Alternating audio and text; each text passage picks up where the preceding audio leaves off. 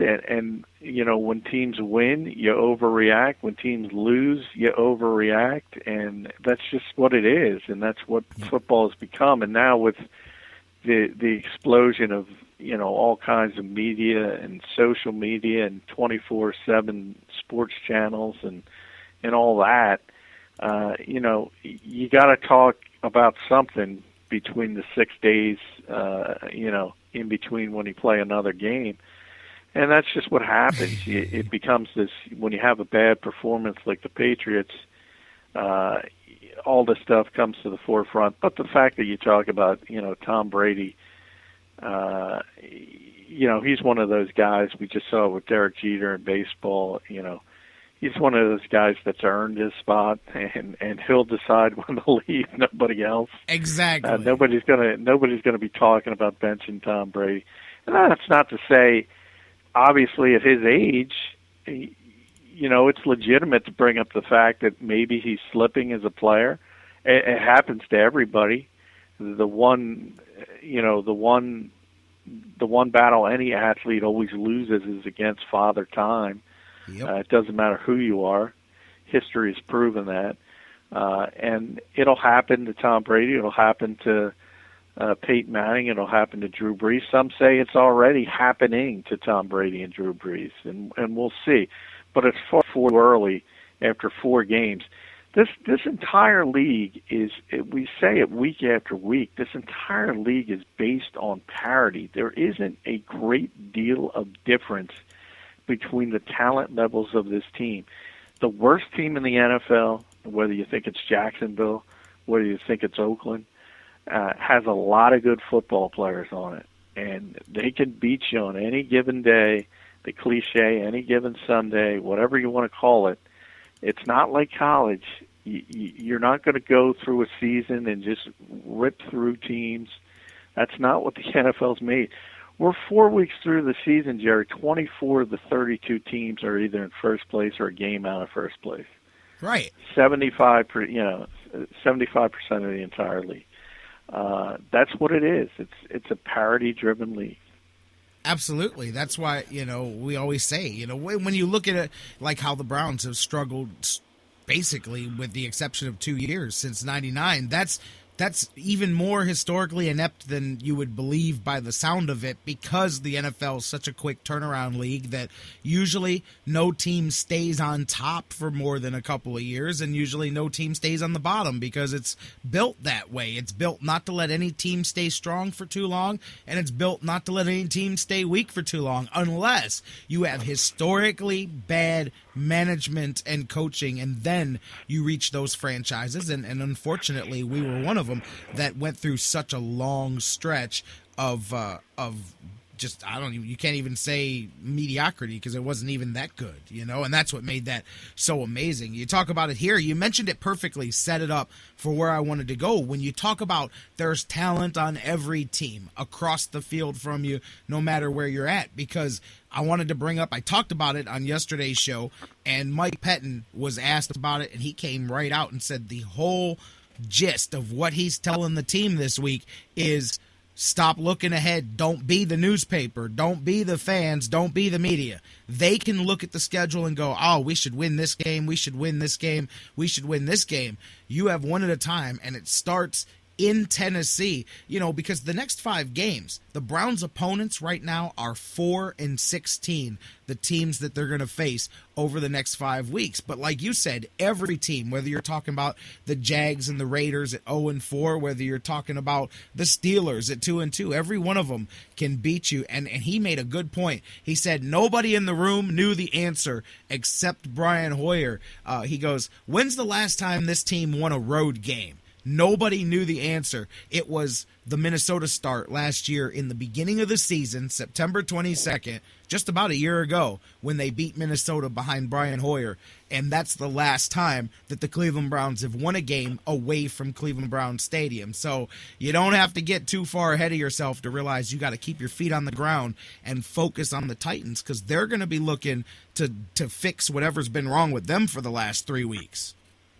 Yeah, they're not, this is an important game for them as well, yeah. And it's a home game. And you just saw it on Monday night. If you think about the difference between the Kansas City Chiefs team you saw on Monday night and the team you saw before this year, you see some of the difference from week to week. You're talking about a team that lost Derek Johnson, Mike DeVito, Eric Berry's been banged up, has been out. Jamal Charles was out and came back for that game. The difference week to week in this league is tremendous. You look in the Browns division, Pittsburgh, one week they look like a world beater. The next week they're losing to the Buccaneers at home, who look like the worst team ever assembled. The week before when they were in Atlanta and gave up 56 points.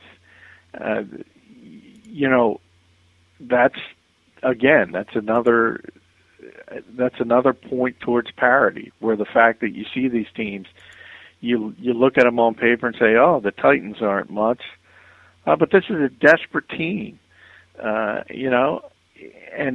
their season can go the wrong way in a very, very quick way if they lose this game. So they're going to be pulling out every stop they can to try and get back on a winning track. And as we say, what's the most dangerous animal? A wounded animal. And that's exactly what Cleveland is going to face in Nashville this weekend. Absolutely. Ben Tate said the same thing, and that's an interesting question here. I wonder where you think the Browns are going to break this down here, because Ben Tate he told Coach Pettin he could have played last week if they weren't on the bye. He's definitely, although he did sit part to practice out today, being limited, the word is that he can definitely do some stuff this weekend. Whether the Browns let him sit another week, I don't know. Coach Pettin said he's playing, but Ben Tate said kind of similar to what you said. He goes, I don't see a favorable schedule. I see a bunch of teams that are coming to play, and if you don't show up and play, you'll get beat. That's all there is to it, and that's what they have to do. It's so easy to have your buddy texting you and your friends going, oh, man, you got Tennessee this week. Man, we're going to party after the game. All right, we're going to be 2-2, and then next thing you know, if you do that, you're 1-3 with Pittsburgh coming to you next after that. So, but Ben Tate, he's coming back in, and Coach Pettin said, and I like, for the most part, putting guys back in when they get injured. I don't think guys should lose a job for injury unless the guy coming in has been doing such a lights-out job that you just don't want to monkey with it. Now, I think West and Crowell have done great, but do you think they've done, obviously you inject the guy that you signed to a 2-year contract in there, but I don't know how much you want to take away, especially Crowell, the carries that he's getting, because he has developed well over the last few weeks.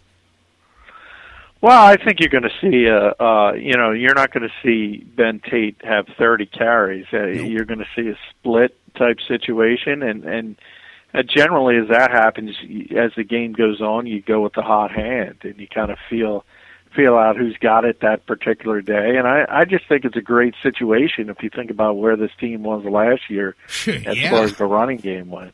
The fact that now you have 3 different options, and they've all, even Tate before he got hurt was, I think averaging almost 7 yards a carry in his few attempts. So.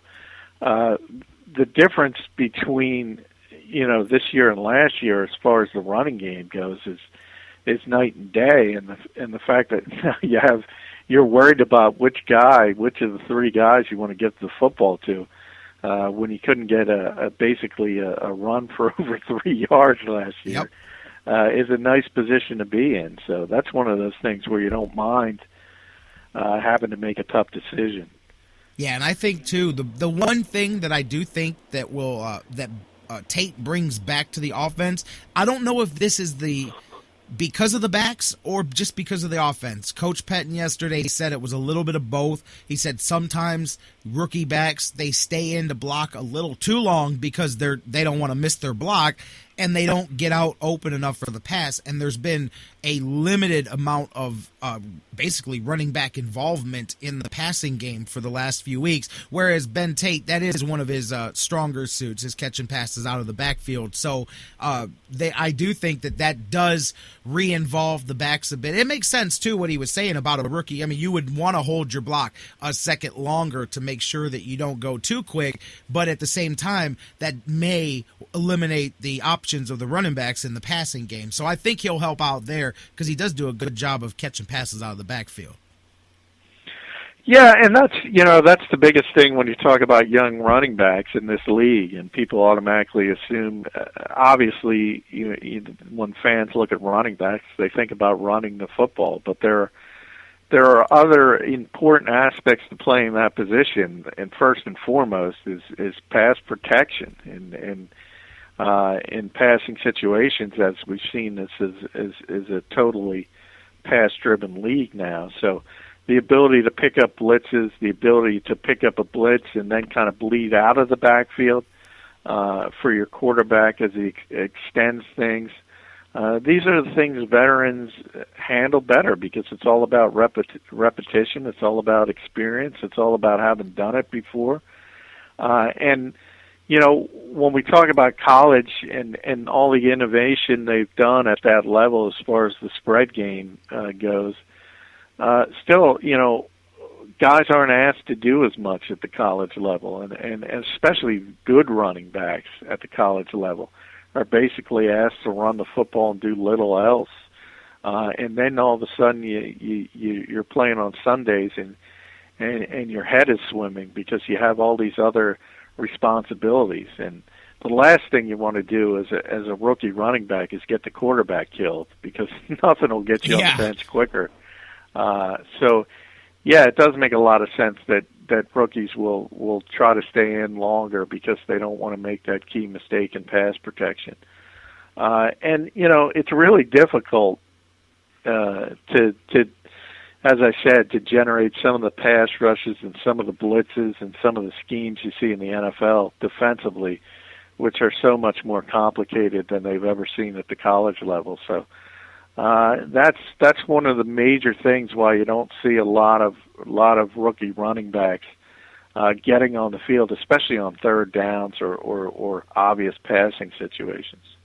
I'll tell you something else, too, looking at bye week and things like that here with looking at getting Tate back in. You look at other changes that they could have made. I was a bit surprised, and I got to tell you, I think it's more a function of not finding anybody that they liked more than giving another chance to Yount. But Christian Yount, the long snapper, last time, remember Ryan Pompriand a few years ago, you guys listening, he was lights out for so long until he just lost it. And once he lost it, he never got it back. Remember, they botched an extra point and lost a game because of it. I was with my son at that game, and I'll never forget, he experienced what being a Browns fan was like when the Browns didn't tie a game because they botched the extra point, and fans walked out of there going, wow. And my son's like, wow, Dad, that was a really bad way to lose. I said, yeah, welcome to Cleveland, son. Welcome. But anyways, as we've seen, when the long snapper goes, that's one of those ones, it's like a closer in baseball. Sometimes they don't get it back. But they didn't make the change. They brought in a couple of guys this week. Are you with me? I think they just didn't find anybody that they were comfortable with making that change, because if you're going to switch it out, the bye week is when you do it. Yeah, and that's another one of those positions literally nobody thinks about, because most of the long snappers in the NFL are so good, and they stick around for so long because it is a very specialized skill to have. Not a lot of people have it, and it's a lot more difficult than you think than it looks, especially when you consider the speed that you have to get the ball back there, because these kicks, they got to get off very, very quickly.